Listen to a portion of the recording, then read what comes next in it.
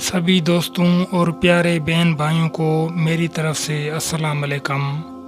دوستو، حضرت سیدنا شیخ محی الدین عبد القادر جیلانی رحمۃ اللہ تعالیٰ علیہ ارشاد فرماتے ہیں، اگر انسان اپنے طبعی عادات کو چھوڑ کر شریعت مطہرہ کی طرف رجوع کرے تو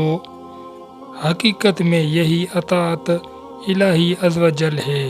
اس سے طریقت کا راستہ آسان ہوتا ہے۔ اللہ عز و جل ارشاد فرماتے ہیں، جو کچھ تمہیں رسول عطا فرمائے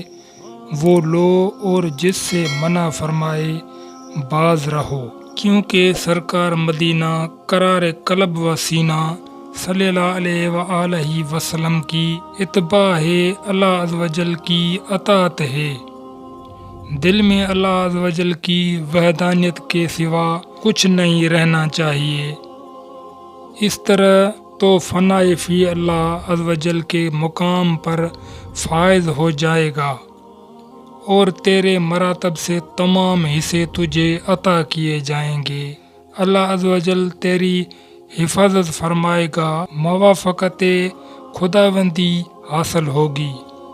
اللہ عز و جل تجھے گناہوں سے محفوظ فرمائے گا اور تجھے اپنے فضل عظیم سے استقامت عطا فرمائے گا۔ تجھے دین کے تقاضوں کو کبھی بھی فراموش نہیں کرنا چاہیے، ان اعمال کو شریعت کی پیروی کرتے ہوئے بجا لانا چاہیے۔ بندے کو ہر حال میں اپنے رب عز و جل کی رضا پر راضی رہنا چاہیے، اللہ عز و جل کی نعمتوں سے شریعت کی حدود ہی میں رہ کر لطف و فائدہ اٹھانا چاہیے، اور ان دنیوی نعمتوں سے تو حضور تاجدار مدینہ راحت قلب و سینہ صلی اللہ علیہ وآلہ وسلم نے بھی حدود شریعت میں رہ کر فائدہ اٹھانے کی ترغیب دلائی ہے۔ چنانچہ سرکار دو جہاں رحمت للعالمین صلی اللہ علیہ وآلہ وسلم ارشاد فرماتے ہیں، خوشبو اور عورت مجھے محبوب ہے اور میری آنکھوں کی ٹھنڈک نماز میں ہے، لہذا ان نعمتوں پر اللہ عز و جل کا شکر ادا کرنا واجب ہے۔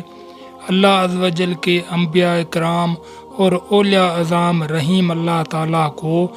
نعمت الہی حاصل ہوتی ہے اور وہ اس کو اللہ عز و جل کی